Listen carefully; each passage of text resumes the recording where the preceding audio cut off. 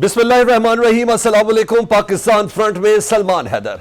नैब ने Kohistan mega scandal में PTI की खैबर पख्तूनख्वा हुकूमत की शफाफियत के बयानिए को उड़ा कर रख दिया है। दूसरों पर करप्शन के इल्जाम लगाने वाली पीटीआई के पास अपने दौर में सामने आने वाली 40 अरब रुपए की कोहिस्तान स्कैंडल का कोई जवाब है और न ही दिफा। तहरीक इंसाफ के दौरे हुकूमत के दौरान 2019 से दिसंबर 2024 के दरमियान कौमी खजाने को अरबों रुपए का नुकसान पहुंचाया गया। स्कैंडल में सरकारी अफसरान, ठेकेदारों और बैंक हुक्काम की मिली भगत से जाली कंपनियों और जाली दस्तावेजात से अरबों रुपए निकलवाए गए। अब तक स्कैंडल के मास्टरमाइंड सीएनडब्ल्यू के हेड क्लर्क कैसर इकबाल समेत 26 से ज्यादा मुल्जमान को गिरफ्तार किया गया था। ये गिरफ्तारियां तफ्तीशकारों की जानिब से जाली ट्रेजरी चेक्स, जाली कंस्ट्रक्शन फर्म्स और बेनामी फर्जी खातों के जरिए सरकारी रकूम की गैर कानूनी मुंतकली में शामिल बड़े पैमाने पर माली बेज़ाब्तियों के मजबूत शवाहिद सामने आने के बाद अमल में लाई गई। तहकीकात में जाली बिलिंग, मनी लॉन्ड्रिंग और माली फ्रॉड पर मुश्तमिल एक मुनज़्ज़म नेटवर्क का इंकशाफ हुआ। बैंक मुलाजमीन ने मुबैना तौर पर सरकारी रकूम की गैर कानूनी मुंतकली में सहूलत फराहम की, जबकि गैर मौजूदा मनसूबों को जवाज़ फराहम करने के लिए डमी कंस्ट्रक्शन फर्में बनाई गईं। कंट्रोलर जनरल ऑफ अकाउंट्स के अकाउंट जनरल खैबर पख्तूनख्वा को भेजे गए खत में कहा गया कि मालियाती डाटा के एक तफसीली सिस्टम बेस्ड जायजे के बाद यह इंकशाफ हुआ है कि खैबर पख्तूनख्वा में गैर मामूली और जायद अदायगियाँ की गई हैं। पब्लिक वर्क्स हेड G10113 के तहत 2016 से अप्रैल 2025 तक कुल 163 अरब 13 करोड़ रुपए की अदायगी की गई, जबकि इस अकाउंट में क्रेडिट 146 अरब 59 करोड़ रुपए हुए। यूं 29 अजला में 16 अरब 54 करोड़ रुपए की जायद अदायगियां हुई, जिसके बाद इब्तदाई तहकीकाती रिपोर्ट में 29 अजला के दफातर में वाज़ेह बेज़ाब्तियां सामने आई, जिनमें से बाज़ दफातर में करोड़ों और कई केसेस में अरबों रुपए की जायद अदायगियां भी हुई हैं। एक अंदाजे के मुताबिक मुश्तबा रकम का मजमूई हजम 56 अरब 50 करोड़ रुपए तक हो सकता है। अब कोहिस्तान मेगा स्कैंडल में बड़ी पेशरफ सामने आई है। इस केस में नैब ने अपनी तारीख की सबसे बड़ी 4 अरब 5 करोड़ रुपए की यकमुश्त रिकवरी की है। कोहिस्तान मेगा करप्शन स्कैंडल के मरकजी मुल्जिम कैसर इकबाल का frontman dumper driver Mumtaz Khan कौमी खजाने में 4 अरब 5 करोड़ रुपए जमा कराने के बाद रिहा हो गया। यानी 40 अरब की लूट मार में मुलविस मुल्जिम सिर्फ 4 अरब रुपए देकर अब मुआशरे में एक मुअज़्ज़ज़ शहरी के तौर पर रहेगा। ज़राए के मुताबिक कोहिस्तान मेगा करप्शन स्कैंडल के गिरफ्तार मुल्जिम मुमताज खान ने पहली बार बारगेन की रकम नकद, जायदाद और गाड़ियों की सूरत में कौमी खजाने में जमा कराई। ज़राए के मुताबिक कोहिस्तान स्कैंडल के मास्टरमाइंड कैसर इकबाल ने मुबैना तौर पर अपने frontman dumper driver Mumtaz Khan को इस्तेमाल किया। मुमताज खान ने जाली कंपनी के नाम पर बैंक अकाउंट्स खोले और उन्हीं के जरिए कौमी खजाने से बड़ी रकम बाहर मुंतकिल की। स्कैंडल के मरकजी मुल्जिम कैसर इकबाल ने नैब में 14 अरब रुपए की प्ली बारगेन के लिए दरख्वास्त दे रखी है। ज़राए बताते हैं मुल्जिम कैसर इकबाल महकमा CNW में हेड क्लर्क था। मुल्जिम और इसके अहलिया के नाम पर 10 अरब रुपए की गाड़ियां, बंगले, प्लाजे, सोना और दीगर असासे हैं। नैब ज़राए के मुताबिक 4 अरब रुपए के असासे बेनामी डंपर ड्राइवर के नाम पर खरीदे गए। कोहिस्तान मेगा करप्शन स्कैंडल में अब तक 26 से ज्यादा अफराद को गिरफ्तार किया गया है। जुलाई 2025 में गिरफ्तार होने वालों में district accounts officer Shafiur Rahman Qureshi भी शामिल था, जो तरक्याती स्कीमों के लिए बजट हेड G10113 के तहत जाली ट्रेजरी चेक्स की मंजूरी और दस्तखत करने में मुलव्विस था। दीगर गिरफ्तार अफराद में मोहम्मद रियाज शामिल है, एक साबिक बैंक कैशियर जो एक डमी कॉन्ट्रैक्टर के तौर पर भी काम करता था, जबकि फजल हुसैन पेशावर में AG ऑफिस के ऑडिटर, ताहिर तनवीर एक साबिक बैंक मैनेजर और 4 ठेकेदारों की शनाख्त दराज खान, आमिर सईद, सूबेदार और मोहम्मद अयूब के नाम से हुई। जबकि 21 अक्टूबर 2025 को डिस्ट्रिक्ट अकाउंट ऑफिस कोहिस्तान के असिस्टेंट अकाउंट ऑफिसर उल्फत अली, महकमा CNW के Abdul Basit Jadoon, district accounts office Kohistan का मुलाजिम शेरबाज, ठेकेदार सरताज खान, ठेकेदार मोहम्मद याहिया, मास्टरमाइंड कैसर इकबाल का रिश्तेदार इमरान खान, फहीम मोइन खान और जुर्म की रकम से फायदा उठाने वाला सैयद मुहीज़ हैदर बुखारी को गिरफ्तार किया गया। Kohistan mega corruption case Khyber Pakhtunkhwa की तारीख का सबसे बड़ा मालियाती स्कैंडल है, जिसमें अरबों रुपए के फंड्स जाली मंसूबों और इख्तियारात के नाजायज इस्तेमाल के जरिए हड़प किए गए। इस केस में अब तक मजमूई तौर पर 25 अरब रुपए मालियत के साथ बरामद और जब्त किए गए हैं। नैब ने 1 अरब रुपए से ज्यादा रकम गैर मुल्की करेंसी और 3 किलोग्राम से ज्यादा सोना बरामद भी किया है। मुख्तलिफ कमर्शियल बैंक्स में मौजूद 73 बैंक अकाउंट भी मुंजमद कर दिए गए हैं, जिनमें 5 अरब रुपए से ज्यादा रकम मौजूद है। सरकारी रिकॉर्ड के मुताबिक नैब ने 77 लग्जरी गाड़ियां भी जब्त की हैं। इस्लामाबाद, रावलपिंडी, पिशावर, एबटाबाद और मानसेरा समेत मुख्तलिफ शहरों से 109 जायदादें कब्जे में ली गई हैं, जिनमें 4 फार्म हाउसेज, 12 कमर्शियल प्लाजे, 2 कमर्शियल प्लॉट्स, 30 मकानात, 12 दुकानें, फूड कोर्ट्स, 25 फ्लैट्स और पेंट हाउसेज और 175 कनाल ज़रई अराजी शामिल हैं। इन जायदादों की मजमूई मालियत तकरीबन 17 अरब रुपए बताई जा रही है। कोहिस्तान स्कैंडल में गिरफ्तार कॉन्ट्रैक्टर मोहम्मद अयूब के अकाउंट में 3 अरब रुपए ट्रांसफर हुए थे, जबकि मुलजिम ने करप्शन की रकम से पीटीआई रहनुमा आजम सवाती का घर भी खरीदा था। दूसरी जानिब वज़ीर मुमलिकत बराए दाखिला तलाल चौधरी ने कोहिस्तान स्कैंडल का जिक्र करते हुए वादिय तीरा के लिए रखे गए फंड्स का हिसाब मांगा है। तलाल चौधरी ने कहा कि वादिय तीरा के मामले पर पीटीआई सियासत कर रही है। खैबर पख्तूनख्वा हुकूमत अपनी नालायकी और वादिय तीरा के लिए खसूसी तौर पर रखे गए 4 अरब रुपए में होने वाली करप्शन को छुपाने के लिए फौज का नाम ले रही है। वज़ीर मुमलिकत ने इल्ज़ाम लगाया कि ये 4 अरब रुपए वादिय तीरा की आवाम की बजाय किसी और की जेब में गए हैं। जब शोर बचा तो झूठे इल्ज़ामात का सिलसिला शुरू कर दिया गया। तलाल चौधरी कहते हैं कि जब भी ऑपरेशन कोई करना होगा एलानिया करेंगे, सबको बताकर करेंगे, सबको ऑन बोर्ड लेकर करेंगे। किसी किस्म का नया ऑपरेशन या वादिय तीरा में कोई ऑपरेशन नहीं हो रहा। गुज़िश्ता रोज़ जब एक टीवी शो में खैबर पख्तूनख्वा के वज़ीर इत्तलात शफी जान से 4 अरब रुपए के फंड से मुतल्लिक सवाल हुआ तो उन्होंने कहा कि ये फंड्स मुतासरीन के लिए इमदाद के लिए इस्तेमाल किए गए हैं और इस सिलसिले में कुछ टेंडर्स भी आज जारी किए गए हैं। क्या ही बेहतर हो कि खैबर पख्तूनख्वा हुकूमत इन फंड्स का हिसाब आवाम के सामने रख दे। खैबर पख्तूनख्वा हुकूमत के अपने नोटिफिकेशन, वज़ीर आला सुहेल आफरीदी और सूबाई हुकूमत के तर्जुमानों के बयानात ज़मीनी हक़ाइक़ के बरखिलाफ महसूस हो रहे हैं, जबकि वफाकी हुकूमत के बयानिए में थोड़ा वज़न महसूस होता है। वादिय तीरा के मुतासिरीन के लिए रखे गए फंड्स ही नहीं, कोहिस्तान मेगा करप्शन स्कैंडल हो या दहशतगर्दी जंग के मुकाबले के लिए दिए गए 700 अरब रुपए के फंड्स के हिसाब किताब की बात हो, खैबर पख्तूनख्वा हुकूमत अदाद-ओ-शुमार सामने लाने की बजाय सियासी बयानी के पीछे छुपती नजर आती है।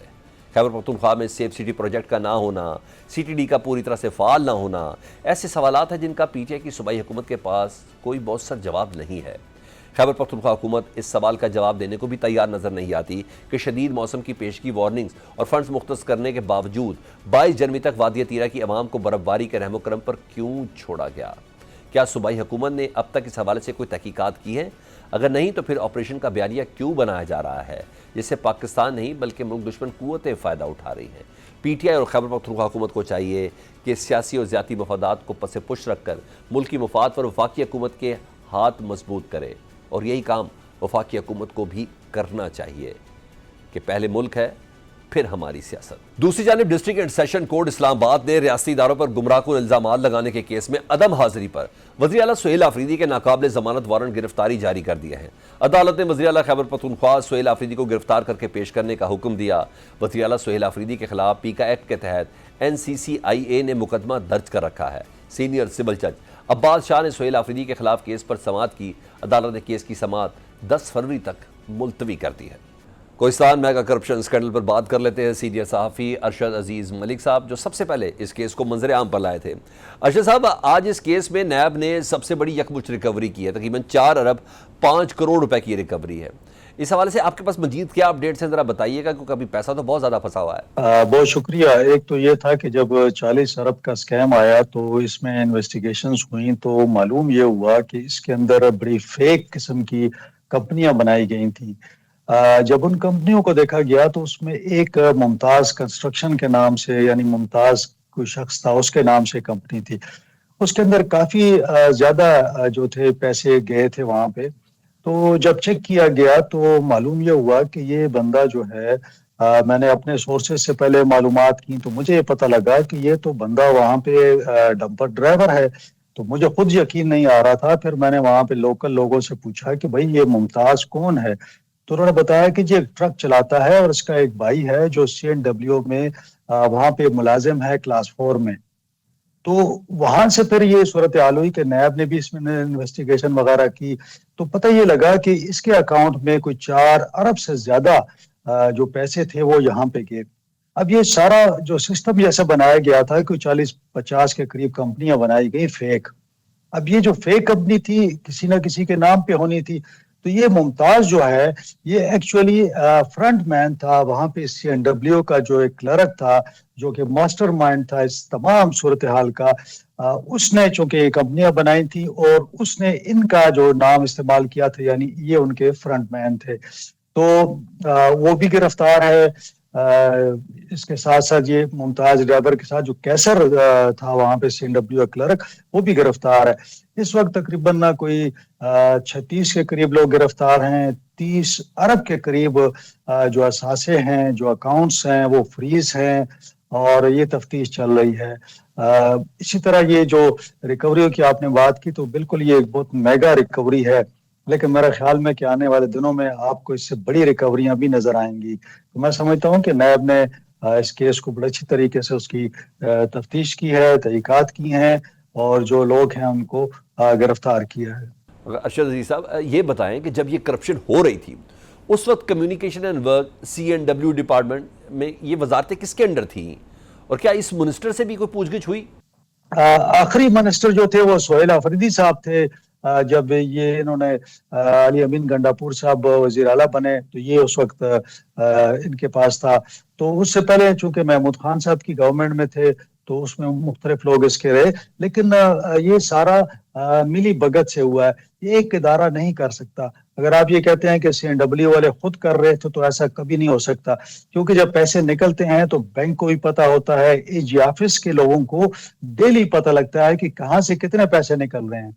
तो ये सबने मिलजुल के किया है और चूंकि ये फ्रंट पे थे लोग तो ये तो पकड़े गए हैं। अब जो इनके पीछे हैं, अब अगर ये प्ली बार्गेन करके जान छुड़ा लेते हैं और तो मेरा ख्याल है कि उस तरह किसी को सजा तो नहीं होगी। फिर चाहिए तो ये कि इनको अगर आप पैसे ले भी लेते हैं फिर भी सजा हो, लेकिन नैब कानून ये कहता है कि अगर कोई प्ली बार्गेन करना चाहता है और जितनी करप्शन उसने की है अगर वो वापस कर देता है तो उसको रिहाई मिल जाएगी। मुल्क का कानून है, लेकिन चाहिए ये था कि ये जो इतने बड़ा पाकिस्तान की तारीख का इतना बड़ा स्कैम था तो कुछ लोगों को तो सजाएं भी होनी चाहिए थी। बहुत शुक्रिया अरशद अजीज। मलिक साहब सीनियर साफ़ी हमसे बात कर रहे थे। पाकिस्तान तहरीक इंसाफ की टेक इस सिलसिले में क्या है, क्या वफाक की जानिब उनका इशारा है या इस बारी सूबे में कुछ साबिक वज़रा के खिलाफ कार्रवाई हो सकती है? अमजद खान न्याजी साहब रहनुमा पाकिस्तान तहरीक इंसाफ हमारे साथ मौजूद हैं। अमजद खान साहब, तहरीक इंसाफ का हमेशा से ये स्लोगन है कि इंसाफ शफाफियत, मगर KP में ये 40 अरब रुपए का मेगा करप्शन का स्कैंडल सामने आया। आज प्ली बार्गेन हुई है और 4 अरब 5 करोड़ की बरामदगी भी हुई है। सर, शफाफियत की बातें अपनी जगह पर, लेकिन इतनी बड़ी करप्शन कैसे होती रही? जवाब दे, आप किसको समझते हैं? बिस्मिल्लाहिर्रहमानिर्रहीम। सलमान भाई, ये जो केस था ये फेडरल गवर्नमेंट के डोमेन में था और फेडरल गवर्नमेंट ही इसको एग्जीक्यूट कर रही थी। ये निशानदेही ही KP गवर्नमेंट ने इसके ऊपर की और ये सारा इनिशिएटिव जो था वो KP गवर्नमेंट का था और उनकी ही बदौलत जो है ये बड़ा स्कैंडल सामने आया और ये पकड़ा गया। तो इसमें तो हमारे तो इसमें ये साबित करता है कि हम किस तरीके के साथ ये जो करप्शन है इसके खिलाफ जो है हमारी जद्दोजहद जो है वो जो हमारा स्लोगन है उसके मुताबिक चल रही है। और आपको पता है ये लास्ट ईयर ये तकरीबन मंजर आम पे आया था और उसकी वजह से बेतहाशा जो है वो रिकवरीज भी हुई है। तो प्ली बार्गेन करना जो है ये नैब के जुमरे में आता है, ये फेडरल गवर्नमेंट डोमेन है, नॉट प्रोविंशियल। ठीक। अच्छा, पिछले दिनों सोहेल अफरीदी साहब ने भी खदशे का इजहार किया था कि उनको नाअहल किया जा सकता है। खैर, बात तो उन्होंने बहुत एक्सटेंसिव लेवल पे भी कर दी थी। आज district and session court Islamabad ने रियासती इदारों पर इल्ज़ामात लगाने के केस में अदम हाजिरी पर वज़ीर आला सोहेल अफरीदी के नाकाबिल ज़मानत वारंट गिरफ्तारी जारी किए हैं। आपको लगता है इस केस में सोहेल अफरीदी साहब को नाअहल किया जा सकता है? तो अगर ऐसा हो तो फिर सलमान, आपके इल्म में है कि आजकल जो फैसले हैं ना वो सहाफ़ी हजरात कई जो नाम नहाद कह लें या कोई कह ले, वो टीवी पे बैठ के बता रहे होते हैं कि आज जी फलां को सजा हो जाएगी और फलां जो है नाअहल हो जाएगा, फलां डी सीट हो जाएगा, फलां ये चीफ मिनिस्टर नहीं रहेगा, ये मिनिस्टर रहेगा, तो इस फलां मेंबर नहीं रहेगा। तो इस हालात में आप क्या कह सकते हैं? क्यूरियोसिटी है जो आपके सामने आ रही है। बहुत शुक्रिया अमजद खान न्याजी साहब, रहनुमा पाकिस्तान तहरीक इंसाफ, हमसे बात कर रहे थे। मुस्लिम लीग नून के रहनुमा हैं और KPK से उनकी एफिलेशन है। जाहिद खान साहब, उनसे बात कर लेते हैं। जाहिद खान साहब, कोहिस्तान मेगा करप्शन स्कैंडल में 4 अरब 5 करोड़ की प्ली बार्गेन हुई आज और डंपर ड्राइवर को रिहा भी कर दिया गया। ये प्ली बार्गेन क्यों होती है? इसका तो यही मतलब हुआ ना कि आप करप्शन करें और जब पकड़े जाएं तो उसका कुछ हिस्सा दे दें और फिर रिहा हो जाए। क्यों ऐसा? बिल्कुल सलमान हैदर साहब, ये बिल्कुल ये नेब का ये कानून बहुत अजीब सा है और बेकार किस्म का। मैं इसको इसलिए कहूंगा कि अगर जो गुनाह करते रहे जिसको सजा मिलनी चाहिए ताकि आइंदा के लिए कोई ना करे। अभी अगर मैं 10 अरब चुरा लूं, उस 10 अरब में 5 अरब मैं हुकूमत को वापस कर दूं और 5 अरब जेब में रखूं, तो फिर अगले वाले को तो ये मिलेगा ना कि भाई ये तो आसान काम है, 10 अरब चुरा लो, 5 अरब वापस कर दो नेब को और 5 अरब जेब में डाके आयाशी करो। तो ये बहुत बड़ी बदकिस्मती है, नेब को ये नहीं करनी चाहिए थी और ये इस पे पहले भी इतराजात था। बदकिस्मती से अगर ये सही इम्प्लीमेंटेशन होता और इनको सजा मिलती तो शायद ये जो आज हम चीख रहे हैं कोहिस्तान के, ये कोहिस्तान नहीं है सर, ये 600 अरब रुपए गायब है, 600 अरब रुपए गायब है। उसके जब एक एक निकलेगा फिर अभी मलम जब अभी है और वो जो उसको जंगला बस कहते थे उसमें क्या सूरत हाल हुआ है। तो मैं समझता हूं कि एक तो ये और दूसरा ये वो ये कहते हैं कि ये मरकज का, तो मरकज का क्या ये कोहिस्तान जिला मरकज के पास है या ये सूबाई हुकूमत के पास है? अगर सूबाई हुकूमत के पास है तो फंड रिलीज करना तो सूबाई हुकूमत का काम है, मरकज का तो ताल्लुक ही नहीं है। मरकज तो पैसा डायरेक्ट देते है सूबे को, फिर सूबे का काम है वो जिलों को दे रहे, वो जहाँ प्रोजेक्ट को देने या जहाँ पे खर्च करना है ना। तो हम समझते हैं कि ये कानून नहीं होना चाहिए, इसमें सजा होनी चाहिए और सजा सही हो ताकि आइंदा के लिए कोई ऐसा इकदाम न उठाए और उसको डर और खौफ हो। अगर डर और खौफ नहीं होगा तो ये काम तो चलता रहेगा। आज district and session court Islamabad ने रियासती इदारों पर गुमराह कुन इल्जामात लगाने के केस में अदम हाजिरी पर सुहेल आफरीदी साहब के नाकाबिल जमानत वारंट गिरफ्तारी जारी किए हैं। सुहेल आफरीदी साहब कहते हैं मुझे नाअहल करने के लिए लोग कोशिश कर रहे हैं। क्या मामलात इसी तरफ जा रहे हैं? देखिए जी, ऐसा नहीं है। अगर ऐसा होता तो देखिए कोई मुश्किल काम तो नहीं है। गवर्नर रूल तो एक आइन का हिस्सा है ना, वो तो आज भी नाफिज कर सकता है, लेकिन इससे बच्चे की कोशिश मरकजी हुकूमत करते हैं और उस नौबत पे जाने की कोशिश नहीं। देखिए एक बंदा जुर्म करता है, मुझे आप बता दें, बदकिस्मती यही है कि हमारे पुख्तनख्वा से इन लोगों ने अफगानिस्तान बनाया। उमर अयूब उधर दंदनाते फिरते, इधर अदालत ने सजा दी है। कोई दुनिया में कभी ऐसा हो सकता है कोई अदालत किसी को सजा दे दे और एक दूसरे सूबे में जाके आराम से बैठ जाए? वो जो शेख विकासी की क्या है, वो कितने अरसे से पेशावर में रह रहा है। तो ये बदकिस्मती है। बस ये जो हमारी एजेंसी से हमारे लोग हैं इसको इम्प्लीमेंट करना चाहिए ताकि आइंदा के लिए कोई ऐसा न करे। अगर आपको सजा मिली है तो आप अदालत पे पेश हो जाओ, आप अपने सफाई पेश करो, जाके हाई कोर्ट है उसमें अपील भी कर सकते हो, सब कुछ कर सकते हो। लेकिन अगर आप नहीं पेश होते तो मेरे ख्याल में आप न कानून को मानते ना आइन। एक तरफ तो आप आइन और कानून की बात करते हैं, दूसरी तरफ आप आइन और कानून को मानते नहीं है। तो ये अजीब सा मंतक है, उसका मुझे समझ नहीं आ रहा है। मेरे इस 40 साल सियासत में मैंने कभी भी ऐसी सूरत हाल नहीं देखी। बहुत शुक्रिया। जाहिद खान मुस्लिम लीग नून हमसे बात कर रहे थे। पाकिस्तान फ्रंट इस ब्रेक के बाद। कहने को कराची का गुल प्लाजा खंडर बन गया है मगर कोई इस आने का कसूरवार ही नहीं निकला। कमिश्नर कराची की रिपोर्ट में आग लगने का जिम्मेदार बच्चे को ठहराया गया है मगर आग का फैलाव रोकने में नाकाम इदारों को क्लीन चिट दे दी गई है। इसलिए सवाल तो है कि साने गुल प्लाजा में नवासी अमवात का जिम्मेदार आखिर है कौन? क्या एक बच्चा या नाकाम निजाम? तहकीकाती रिपोर्ट में इंकशाफ हुआ कि आग एक बच्चे की वजह से लगी थी। यह रिपोर्ट कमिश्नर कराची और एडिशनल आईजी पर मुश्तमिल कमेटी ने तैयार की जिसमें आग लगने की वजूहात, आग बुझाने के लिए इकदामात, रेस्क्यू ऑपरेशंस और मुतासिरीन से हासिल शुदा मालूमात शामिल हैं। रिपोर्ट में एनी शाहिदीन और रेस्क्यू काम के बयानात भी दर्ज हैं। रिपोर्ट के मुताबिक 17 जनवरी की शब रात 10:15 पर गुल प्लाजा के ग्राउंड फ्लोर में आग लगी और फायर ब्रिगेड की इतला रात 10:26 पर मौसूल हुई। पहला फायर टेंडर रात 10:37 पर मौके पर पहुंचा जबकि डिप्टी कमिश्नर जनूबी कराची रात 10:30 पर प्लाजा में मौजूद थे। रेस्क्यू 1122 का अमला रात 10:53 पर पहुंचा। रिपोर्ट में कहा गया कि आग की इब्तिदा ग्राउंड फ्लोर से हुई थी जो बच्चे के हाथों फ्लावर शॉप में लगी। यह खास तौर पर एयर कंडीशन के डक्ट्स की वजह से तेजी से फैली। रिपोर्ट में बताया गया कि साने में 89 अफराद जान की बाजी हार गए जिनमें ज्यादातर अमवात मेज़नाइन फ्लोर पर हुई। तहकीकाती रिपोर्ट में इस बात पर जोर दिया गया कि आग की तेजी से फैलने की वजूहात और रेस्क्यू ऑपरेशन में दरपेश मसाइल की तफसील सामने लाई गई है लेकिन किसी को जिम्मेदार नहीं ठहराया गया। रेस्क्यू अमले का 33 मिनट बाद पहुंचना इंतजामी नाअहली का मुंह बोलता सबूत है। मुल्क के मुआशी हब और सबसे बड़े शहर में रेस्क्यू ऑपरेशन में इतनी ताखीर कई सवालात छोड़ गई है। यूं लगता है कि एक ऐसे बच्चे पर साने का मलबा डालकर जो शायद इस हादसे में जाँ बहक हो चुका होगा पूरे निज़ाम को क्लीन चिट देने की कोशिश की गई है। MQM رہنما حیدر عباس رضوی نے کہا کہ تحقیقاتی رپورٹ دراصل سندھ حکومت اور میئر کراچی کے خلاف چارج شیٹ ہے. یہ سندھ حکومت اور کراچی کے بلدیاتی اداروں کی نااہلی اور ریسکیو آپریشن میں ناکامی کا منہ بولتا ثبوت ہے. اپوزیشن لیڈر سندھ اسمبلی علی خورشیدی نے انکوائری رپورٹ کو مذاق قرار دیا ہے. وہ کہتے ہیں کہ حقائق و انکوائری رپورٹ میں زمین آسمان کا فرق ہے. MQM کا پہلے دن سے ہی مطالبہ ہے کہ جوڈیشل کمیشن بنایا جائے. جوڈیشل کمیشن سے ہی سانے کے محرکات کا پتہ چل سکے گا. MQM کی جانب سے سانے گل پلازا کی تحقیقات کے لیے جوڈیشل کمیشن کے مطالبے پر وزیر اطلاعات سندھ شرجیل میمن کہتے ہیں کہ ضرورت محسوس ہوئی تو جوڈیشل کمیشن ضرور بنے گا. شرجیل میمن نے MQM کو آڑے ہاتھوں لیا. کہا MQM سیاست کر کے بلیک میلنگ نہ کرے. کراچی کو وفاق کے حوالے کرنے کا مطالبہ کرنے والے خود وفاقی وزارتوں میں بیٹھے ہیں. MQM کراچی کو وفاق کے حوالے کرنے کے لیے سنجیدہ ہے تو وزارتوں سے استعفیٰ دے دے. ذرائع کے مطابق سانے میں 49 افراد اب بھی لاپتہ ہیں. ان کی تلاش جاری ہے. متاثرہ عمارت کے اطراف میں حفاظتی اقدامات کے تحت پولیس اور رینجرز کے اہلکار تعینات کر دیے گئے ہیں. عمارت کو گرین شیڈ لگا کر محفوظ بنایا گیا ہے اور علاقے میں نگرانی جاری ہے. دوسری جانب لاپتہ افراد کی شناخت کے لیے 55 سے زائد افراد کے DNA سیمپلز لیے گئے ہیں.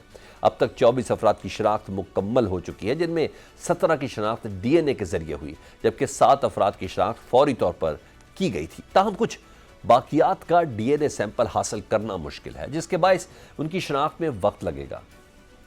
انتظامیہ نے عوام اور متاثرہ خاندانوں سے اپیل کی ہے کہ وہ حفاظتی اقدامات کی مکمل پابندی کریں اور متاثرہ علاقے میں غیر ضروری طور پر داخل نہ ہو تاکہ کسی حادثے سے بچا جا سکے.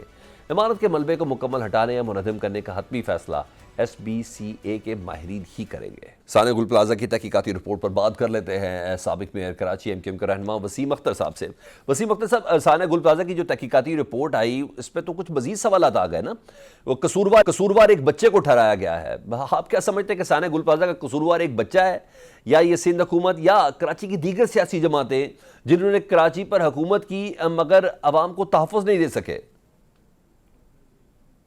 دیکھیں، جو انکوائری رپورٹ ہے، پہلی بات تو یہ ہے کہ جس نے بھی انکوائری رپورٹ بنائی ہے اور یا پھر FIR کٹائی ہے، وہ تو ٹوٹلی نامناسب بات ہے. جس پہ الزام ہے وہی اگر FIR کٹا رہا ہو اور وہی رپورٹ مرتب کر رہا ہو تو پھر اللہ حافظ ہے. اور آپ بتا رہے ہیں کہ رپورٹ میں جو نشاندہی کی گئی ہے وہ ایک بچے کی گئی ہے کہ بچے نے آگ لگائی. تو وائنڈ اپ کرنے کے لیے بہترین طریقہ اختیار کیا ہے حکومت نے کہ جان چھڑا لی. بچہ کون تھا، کیسے پتہ چل گیا کہ بچہ تھا، بچے نے آگ لگائی، کس نے دیکھا، کوئی گواہ ہیں، بچہ اللہ کو پیارا ہو گیا ہے یا موجود ہے جو بول رہا ہے کہ میں نے آگ لگائی. مطلب یہ اب لوگ اتنے سمارٹ ہو گئے ہیں، اویئرنیس آ گئی ہے کہ یہ اس قسم کی جو جواب ہوتے ہیں، اس قسم کی جو ایکسکیوز ہوتی ہیں، ان کو کوئی بائی نہیں کرے گا. یہ اپنا مذاق اڑانے کے مترادف ہیں، میں سمجھتا ہوں. اچھا وسیم صاحب، MQM ساتھ ساتھ جوڈیشل کمیشن بنانے کا بھی مطالبہ کر رہی ہے نا. شرجیل میمن صاحب کہتے ہیں کہ ضرورت پڑنے پر جوڈیشل کمیشن بن جائے گا. وہ ضرورت کہاں جا کے اسٹیبلش ہوگی، اور آپ کیا سمجھتے ہیں جوڈیشل کمیشن سے آپ کی کیا توقعات ہیں، کیا مطالبات ہیں؟ دیکھیں، جوڈیشل کمیشن کو پتہ نہیں کیوں ڈیلے کر رہے ہیں یا اوائڈ کر رہے ہیں. بنانے میں کیا جاتا ہے، بنا کے الگ کریں. جب اتنی آوازیں اٹھ رہی ہیں کہ بنا دیں، سب کی ڈیمانڈ ہے اور ہونا بھی چاہیے کہ جوڈیشل کمیشن بنا دیں، ججز ہوں موجود، کوئی میرٹ پہ کوئی نیوٹرل ہو کے فیصلہ کریں. کچھ جو جتنا ٹرسٹ ڈیفیسٹ گورنمنٹ کی طرف ہے اس کو تھوڑا سا بہتر کر لیں اور جوڈیشل کمیشن بنا دیں. اور پھر وہی ڈیمانڈ ہے، ظاہر ہے کہ اگر جوڈیشل کمیشن بنتا ہے تو اس کی فیئرنیس میں جو بھی شواہد سامنے آئیں گے وہ لوگ ایکسیپٹ کریں گے، اور وہ جو بھی ریکمینڈ کریں گے اس پہ گورنمنٹ کو عمل کرنا ہوگا. چاہے وہ لوگوں کو جو نقصان ہوا ہے وہ پورا کرنے کے لیے، جو جانی نقصان ہوا ہے، مالی نقصان ہوا ہے، وہ پورا کرنے کے لیے ریکمنڈیشنز آئیں گی. تو ایک اوتھینٹک چیز تو سامنے آئے گی. ٹھیک. اچھا، کیونکہ آپ حکومت کی رپورٹ پہ، حکومت پہ اتنا ٹرسٹ ڈیفیسٹ ہے، کریڈیبلٹی مائنس میں ہے، تو میرے خیال میں ہر چیز کو اوائڈ کرنے کے لیے ایک جوڈیشل کمیشن بنا کے اور اس کی جو فائنڈنگز ہیں اس کو دیکھیں. اچھا، پیپلز پارٹی کے مختلف جو ریپرزنٹیٹیوز ہیں، چاہے ہمارے پروگرام میں ہوں یا کسی اور پروگرام میں ہوں، ان کی گفتگو کا جب اس سلسلے میں سوال کیا جاتا ہے MQM کے مطالبات کا، تو ان کا لب لباب یہی ہوتا ہے کہ یہ دراصل 18ویں ترمیم کو رول بیک کرانے کے لیے یہ تمام چیزیں ہیں. آج تو شرجیل میمن صاحب نے یہاں تک کہا ہے کہ آپ کو لوگوں کا جو مطالبہ ہے کہ کراچی کو وفاق کے حوالے کیا جائے، تو آپ لوگ خود وفاقی وزارتوں میں بیٹھے ہوئے ہیں. تو MQM اگر کراچی کو وفاق کے حوالے کرنے کے لیے سنجیدہ ہے تو پروٹیسٹ کریں، وزارتوں سے استعفیٰ دے. تو واقعی اگر آپ سنجیدہ ہے تو یہ استعفیٰ دے کے دیکھیں. نہیں دیکھیں، پوائنٹ یہ نہیں ہے، پوائنٹ یہ ہے کہ یہ کیوں کہا جا رہا ہے. لوگ پیپل آر فیڈ اپ، صرف سیاسی نہیں. اب سیاسی پوائنٹ سکورنگ کوئی نہیں کر رہا، بلیم گیم بھی نہیں کر رہے، کرٹیسائز بھی نہیں کر رہے. These are the facts. اچھا، اس میں سیاسی لوگ نہیں ہیں، سیاسی لوگوں کے علاوہ بزنس کمیونٹی کراچی کی، ہر اسٹیٹس کی، ہر اسٹیج کی، ہر گریڈ کی بزنس کمیونٹی جو ہے وہ بات کر رہی ہے. جو کراچی سے پرٹین کرتے ہیں، صحافی، میڈیا سے ریلیٹڈ لوگ جو ہیں وہ یہی بات کر رہے ہیں. مطلب ہر فیلڈ آف، مطلب ہر کراچی آئٹ جو ہے وہ ڈیمانڈ کر رہا ہے، بلکہ پورا پاکستان ڈیمانڈ کر رہا ہے کہ جوڈیشل کمیشن بنایا جائے.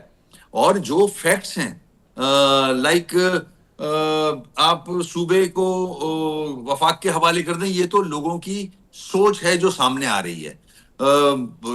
صوبے بنا دیں، ایڈمنسٹریٹو یونٹ بنا دیں، سب باتیں کر رہے ہیں. بلدیہ کو مضبوط کر دیں. تو ان چیز ساری کنفیوژن کو ختم کرنے کے لیے کوئی تو میجرز لیے جائیں نا.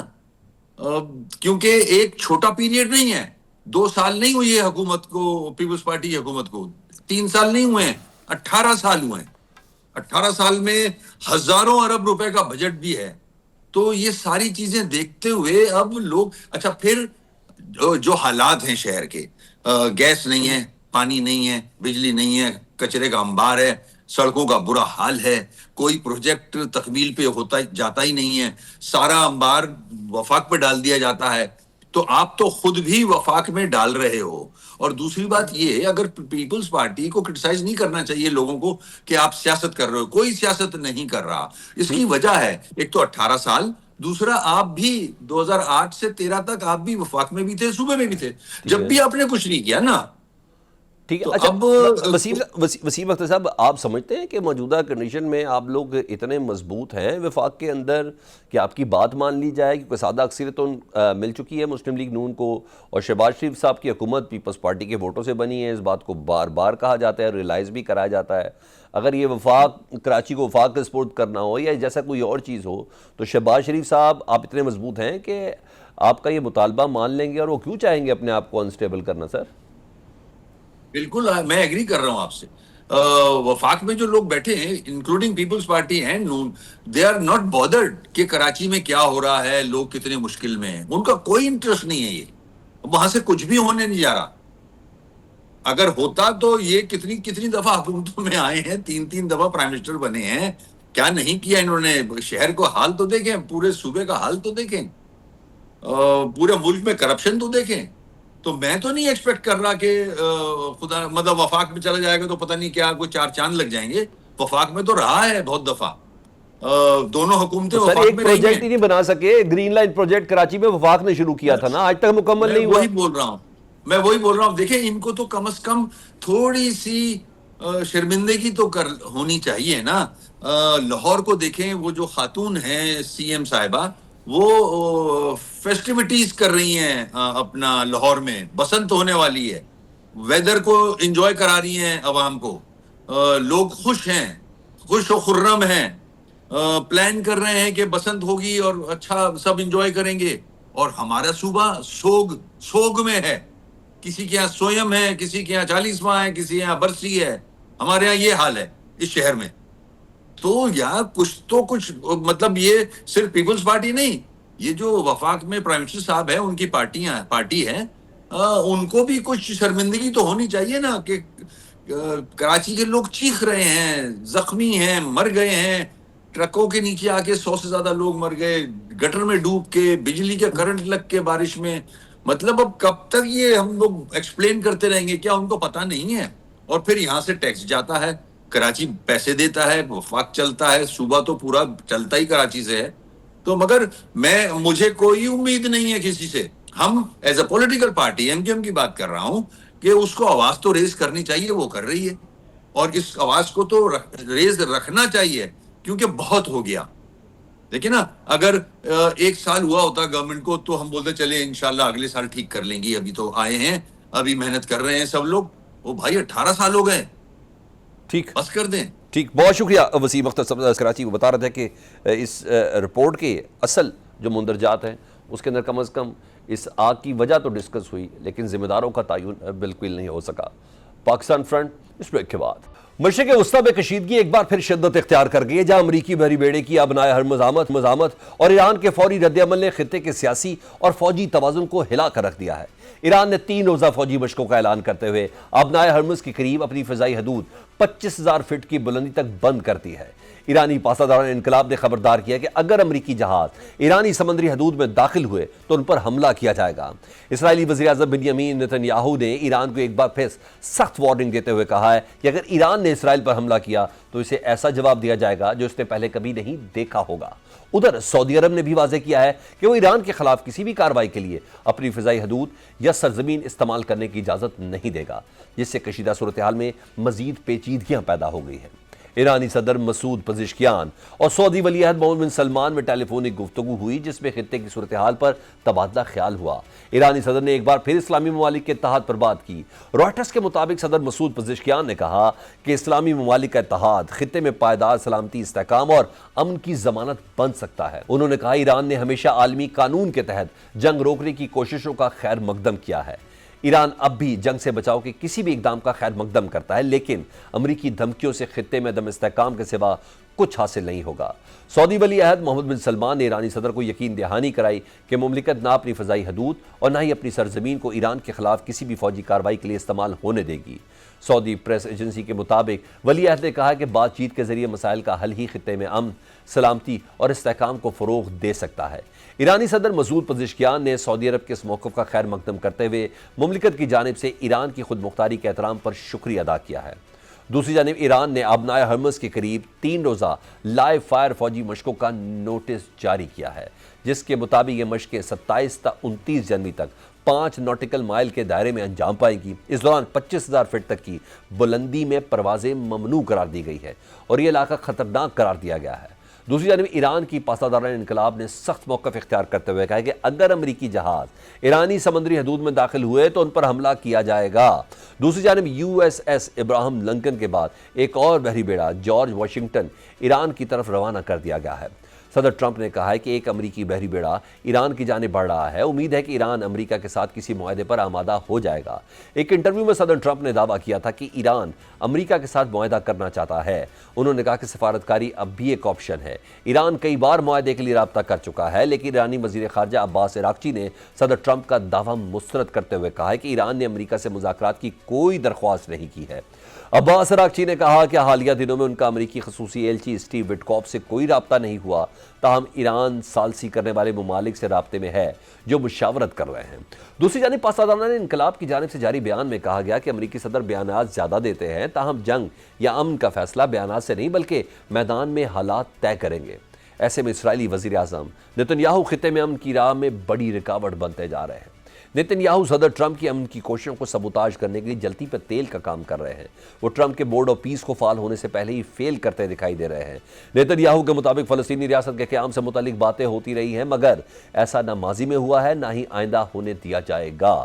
اسرائیل سیکیورٹی کنٹرول برقرار رکھے گا اور یہ پالیسی غزہ کی پٹی پر بھی لاگو رہے گی. غزہ میں غیر ملکی فوجیوں کی تعیناتی سے متعلق سوال پر نتنیاہو نے واضح کیا کہ اسرائیل غزہ میں ترک یا قطری فوجیوں کو داخل ہونے کی اجازت نہیں دے گا. اب اصل سوال ہے کہ صدر ٹرمپ کے بورڈ آف پیس کا مستقبل کیا ہوگا. غزہ میں مکمل امن اور تعمیر نو کا منصوبہ کس طرح سے آگے بڑھے گا. اب یہ دیکھنا ہوگا کہ صدر ٹرمپ اسرائیلی وزیراعظم نتنیاہو کی بورڈ آف پیس کے خلاف سازشوں اور امن دشمن کوششوں کو کس طرح سے ناکام بناتے ہیں، کیونکہ اگر انہوں نے نتنیاہو کو لگام نہ ڈالی تو بورڈ آف پیس اور امن کی بیل منڈیر نہیں چڑھ سکے گی. مشرق وسطیٰ میں کشیدگی ایک بار پھر شدت اختیار کر چکی ہے. موجودہ صورتحال کیا بننے جا رہی ہے، اس پر میجر جنرل ریٹائرڈ زاہد محمود صاحب سے بات کرتے ہیں. زاہد محمود صاحب، شدت تو بڑھ گئی، کشیدگی بھی بڑھ گئی، امریکی بحری بیڑے بھی ابنائے ہرمز پہنچ چکے، ایران نے بھی فوری رد عمل کے طور پر سیاسی توازن کو ہلا کے رکھا ہوا ہے. انہوں نے بھی کہا ہے کہ ہم باقاعدہ طور پر 3 روزہ فوجی مشقوں کا اعلان کر رہے ہیں. آپ کو کیا لگ رہا ہے پریکٹیکلی کیا ہونے جا رہا ہے؟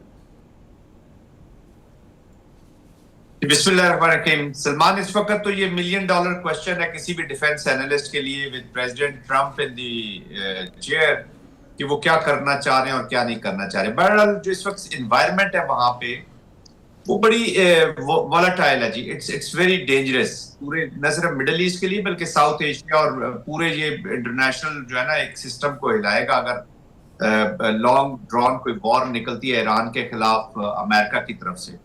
اس وقت ملٹری کوریجن اور ملٹری پریشر بلڈ کیا جا رہا ہے. دونوں آپشنز ٹیبل پہ ہیں. ڈپلومیٹک آپشن بھی جو بات چیت کی ہے اس لیے وہ 4 انہوں نے شرائط رکھی اور اس کے لیے ایک انوائرمنٹ پریزیڈنٹ ٹرمپ کریٹ کر رہے ہیں تھرو ملٹری اپلیکیشن. اپنی جو ملٹری کوریجن کہہ لیجیے جو پریشر ڈیولپ کر رہے ہیں اور مے بی اگر وہ ہو سکتا ہے کچھ سٹرائکس کرے, کچھ ایسی سٹرائکس کرے جو سمبولک ہوں کہ جی ہم اور اس کو بڑھا سکتے ہیں.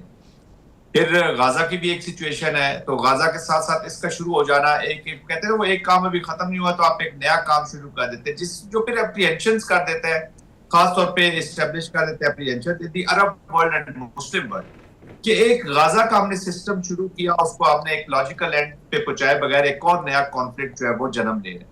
تو situation is volatile but primarily I think کہ ایک ورژن ہے ڈپلومیٹک پریشر ڈیولپ کر رہے ہیں to military use of military means. اور ایران نے بھی فیصلہ کیا ہوا ہے کہ وہ رسپونڈ کرے گا. ایک سوورن اسٹیٹ اسی طرح کرتی ہے کہ وہ بھی اپنی ملٹری سچویشن کو اتنا ویکنیس اپنی نہیں دکھائے گی کہ ان کو ڈپلومیسی اگر کرنی پڑے اور ٹیبل پہ جانا پڑے تو بالکل ان کے ہاتھ میں کچھ بھی نہ ہو. سیکنڈلی جو میرے پاس اطلاعات ہے کہ ایرانین جو پریزنٹ لیڈرشپ ہے انہوں نے ایک ڈیسیژن کیا ہوا ہے کہ if they have to unfortunately if they have to go down they will go down fighting. اس کا مطلب ہے کہ وہ امریکن انٹرسٹ جو اس ریجن کے اندر ہے اور اسرائیل اگر اس پہ پارٹیسپیٹ کرتا ہے تو اسرائیل کے اوپر ان کے رسپانسز جائیں گے. پاسٹ میں وہ اپنی ول شو کر چکے ہیں چاہے وہ سمبولک تھا افیکٹو تھا یا نہیں تھا بٹ قطر میں ایران نے رسپونڈ کیا. اس کا مطلب ہے کہ مڈ نائٹ ہیمر کے جو رسپانس میں اس سچویشن کی سگنیفیکنس بتا دیجیے گا کہ پہلے یو اے ای نے ایران کو یقین دہانی کروائی کہ ہماری ایئر اسپیس استعمال نہیں ہوگی آپ کے خلاف. اب کل مسعود پزشکیان صاحب کی گفتگو ہوئی محمد بن سلمان صاحب سے, انہوں نے بھی یہی کہا ہے. بتائیے گا صدر ٹرمپ گلف ممالک کے ان رویوں کو کس طریقے سے دیکھ رہے ہوں گے؟ کیا یہ ممالک صدر ٹرمپ کو قائل کر پائیں گے کہ ایران کے خلاف کوئی کارروائی نہ کریں؟ دیکھیں ان ممالک کی اپنی سٹیکس ہے جی. اگر ایران کے اوپر حملہ ہوتا ہے اور اسرائیل بھی اس پہ پارٹیسپیٹ کرتا ہے اور یہاں پر آتا ہے تو پھر جو I have no doubt کہ پھر گریٹر اسرائیل از آن. پھر تو یہ چیزیں رکنے والی نہیں ہیں. اور اس کے بعد پھر کدھر جائیں گے؟ پھر جارڈن میں جائیں گے, ہم سعودی عربیہ کی طرف جائیں گے, ویلی میں جائیں گے. تو پھر تو گریٹر اسرائیل پروجیکٹ از آن. اور پھر دیکھیں آلریڈی مڈل ایسٹ کے اندر کنسرنز ہے اباؤٹ دیئر سیکورٹی آرکیٹیکچر جو موسٹلی بلکہ always it has been towards West and United States کے ساتھ جڑا ہوا تھا. سیکورٹی گارنٹیز بھی وہیں سے ملتی ہے. اور اگر یہاں پہ ڈی سٹیبلائزیشن ہوتی ہے تو اس کا مطلب ایران میں بھی اسرائیل آ کے بیٹھ گیا, اس کا پھر ساؤتھ ایشیا ہمارے اوپر بھی امپیکٹ آئے گا اور of course U A E and Saudi Arabia تو وہ سے امپیکٹ ہوں گے ہی ہوں گے. آئی تھنک وہ بھی اپنی اسٹریٹجک اکانومی کو مینٹین رکھنا چاہیں گے یا اپنی جو پروٹیکٹیو منوور کے طور پہ یہی کہہ لیں گے یہ جو ممالک ہے یہ پھر ایران تک کی محدود اس کو رکھنا چاہیں گے کیونکہ اس کے بعد سیریس ریپرکشنز ان ممالک کے لیے بھی. اور پھر عرب ورلڈ جو ہے اپنی ایک اس کی جو ایک شناخت ہے وہ بھی کھوئے گا اور پھر پریشرز انہی ممالک کے اوپر آئے گا, خاص طور پہ وہ ممالک جو ابراہم ایکارڈ میں دیکھیں you A E is in Abraham accord. Jordan میں ان کے اسرائیل کے ساتھ تعلقات بہتر ہے تو ان کے اوپر بھی پریشر آئے گا کہ آپ کے تعلقات کے باوجود دیکھیں یہ لڑائی جو ہے وہ بڑھ رہی ہے. اور پھر ایران کے رسپانسز ان فیسلٹیز بھی آئیں گے جو ان مڈل ایسٹرن کنٹریز میں ہیں. پھر آپ ایک نئی ڈیبیٹ پہ ہم چلے جائیں گے جن کی سوورینٹی بریچ ہو گئی ہے وہ رسپونڈ کریں یا نہ کریں, کیونکہ پھر ایران کو منع کرنا ایک لیگل مورل جو ہے وہ رہے گا نہیں جی. وہ بھی اپنا رائٹ ٹو ریٹیلیٹ جنرل صاحب یہ ممالک کہیں گے جی ہماری سوورینٹی تھوڑا ہائپوتھیٹیکلی ذرا سوچ لیتے ہیں. گزشتہ سال جون میں ایران کی نیوکلیر سائٹس پر حملہ کیا تھا امریکہ نے, کوئی خاطر خواہ کامیابی نہیں ملی کیونکہ ابھی بھی وہ یہی کہہ رہا ہے کہ ZTVGs کو دوسرے ملک میں منتقل کر دیا جائے, میزائل کی رینج کو کم کر دیا جائے. یعنی ایران کا سٹانس اپنی جگہ پر کافی قوی ہے کہ ہمارا کوئی بڑا نقصان نہیں ہوا, جیسے کہ جو جرنل سائنٹسٹ ان سب کا تو نقصان ہوا. اب امریکہ اگر ایران پر کسی قسم کی کارروائی کرے تو کیا کون سے ٹارگٹ ہوگے؟ کیا بیسک چیز وہ جو رجیم چینج ہے وہ ممکن ہو پائے گا؟ کیونکہ یہ قوم بھی عام قوم نہیں ہے نا. This is a big challenge. بڑا اچھا سلمان آپ نے, very good question. This is a big challenge. देखिए पहले ऑब्जेक्टिव्स डिफाइंड थे, न्यूक्लियर साइट्स थी. अब अगर इन्होंने ये प्ली ली है कि जी वो वहां पे लोगों के खिलाफ एक्शन लिया है, रजीम की सख्ती है, नॉन स्टेट एक्टर्स को, तो ये क्या टारगेट आइडेंटिफाई करेंगे? मिजल्स ऐसे तो नहीं हर वक्त साइड पे तो नहीं लगेगा. ऑफ कोर्स मिजल साइड्स पे जाएंगे. अगर शहरों की तरफ जाते हैं तो then it is an all out war. All out war already Afghanistan में अमेरिकन का कोई एक्सपीरियंस रिसेंट पास्ट में अच्छा नहीं रहा. 20 साल की application. All out war will have then. देखिए वॉर शुरू करना चाहे जितनी बड़ी ताकत हो बड़ा आसान है, लेकिन उसको किस तरफ वो जाती है, who will write the end state, ये फिर वक्त बताएगा. जैसे कि मैंने पहले कहा कि Iranian leadership is very clear in their mind कि अगर उनके ऊपर जंग मुसल्लत की गई तो what ever capacity they have and what ever elements they have, ये भी याद रखिएगा. तो फिर वही जिन के खिलाफ आप अगर हमास और हिजबुल्लाह और उनके खिलाफ आप लड़ना चाह रहे हैं, हौसीस के खिलाफ लड़ना चाह रहे हैं, उनको आप नॉन स्टेट एक्टर्स कह रहे हैं, तो फिर कमजोर का क्या मुझे बताइए ना. कमजोर किधर से फ्रिक्शन एस्टेब्लिश करेगा? इन्हीं एलिमेंट से. ये इसी तरह के और जन्म ले लेंगे.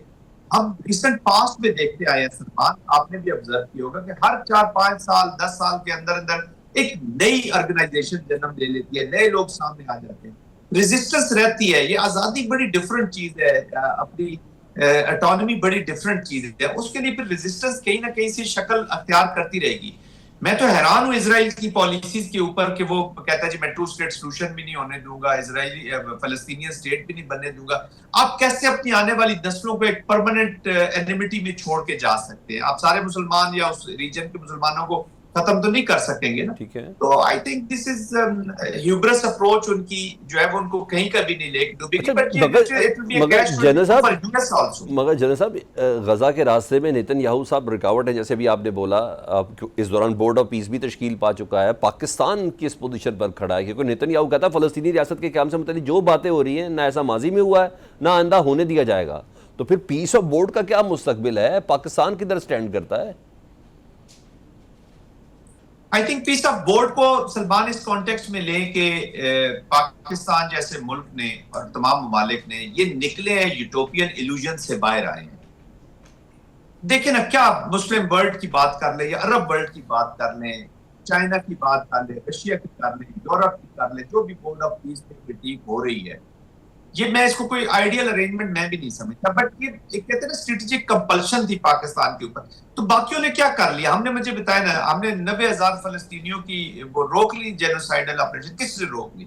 तो रियलिस्टिक पाथ को अप्रोच करना चाहिए. At least this will create a pressure on United states. या आप बीच में बैठोगे आपको पता चल रहा होगा कि जा किस तरफ रही हैं चीजें. बाहर बैठ के तो कमेंट्री हम सारे करते रहे, पास्ट में भी करते रहे. अब मैदान में उतर के आपको पता चल जाएगा कि फेयर प्ले हो रहा है, किस तरफ जा रही है. देन आप देखिएगा कि अरब वर्ल्ड में खासतौर पे ये जो 8 इस्लामी ममालिक है जिनके साथ मिलकर पाकिस्तान ये स्ट्रेटजी अपना रहा है, they will also come out with the new strategy. China को एक रोल अदा करना पड़ेगा किसी न किसी शेप में, रशिया को फिर रोल अदा करना पड़ेगा. फिर ऑलरेडी कॉन्फ्लिक्ट मैनेजमेंट के जो इंस्टीट्यूशंस है like United Nation, they are under stress. तो अब फिर तो एक नई स्ट्रेटेजिक एनवायरनमेंट डेवलप होगी. ऑलराइट. अच्छा, वन लास्ट क्वेश्चन. आपको मालूम है कि गजा में इंटरनेशनल स्टेबलाइजेशन फोर्स भेजी जानी थी जिसमें पाकिस्तान की शमूलियत की भी बात हुई थी, मगर नेतन्याहू साहब कहते हैं कि इसराइल गजा में तुर्क या कतरी फौजियों को दाखिल होने की इजाज़त ही नहीं देगा. तो सर फिर क्या गारंटी है कि गजा में अमन होगा? That's why I am saying कि प्रेसिडेंट ट्रंप के ऊपर बड़ी देखिए इस वक्त रियलिस्टिकली अगर सलमान देखे ना, इजराइल को अगर कोई नकेल डाल सकता है या उसकी पॉलिसीज को चैलेंज कर सकता है तो वो कौन है? आप और मेरा जवाब एक ही होगा, प्रेसिडेंट ट्रंप. उसके अलावा कौन कर सकता है? आईसीजे ने इस्लाम जो कोर्ट है, इंटरनेशनल कोर्ट ऑफ जस्टिस, 3 उसने डिसीजंस दिए नेतन्याहू का, किधर अमल हुआ? सिक्योरिटी काउंसिल की कब की करारदादें फलस्तीन के ऊपर पड़ी हुई है, कौन सा अमल हुआ? यूरोप ने कौन सा बायकॉट किया जब वो आ गए? अरब वर्ल्ड ने क्या? कहने का मकसद है लेट्स बी रियलिस्टिक. इस वक्त प्रेसिडेंट ट्रंप के अलावा आप मुझे कोई बता दें या फॉर दैट मैटर कोई बता दीजिए कि वो इम्पैक्ट कर सकता है इजराइल को जो इम्प्यूनिटी के साथ उसने जो जेनोसाइडल ऑपरेशंस किए हैं. तो आप उसी बंदे पे साथ फिर आए, एस्टेब्लिश करें और आपको पता चल जाएगा, दूध का दूध और पानी का पानी हो जाएगा कि where it is going. Depend کر مسلم ممالک اسپیشل پاکستان، سعودی عرب، قطر جو کہیں نہ کہیں سے الائے ہیں امریکہ کے، وہ کس حد تک پریشر ڈیولپ کر پاتے ہیں. بہرحال ڈونلڈ ٹرمپ صاحب کی بھی ایک ہسٹری تو ہے نا سر وینزویلا کے حوالے سے اور ابھی گرین لینڈ سے متعلق جو وہ کچھ کہہ رہے تھے، لیکن بہرحال پریشر بڑا میٹر کرے گا. بہت شکریہ میجر جنرل ریٹائرڈ زاہد محمود صاحب ہم سے بات کر رہے تھے. پاکستان فرنٹ سے سلمان حیدر کو اجازت دیجیے. اللہ حافظ.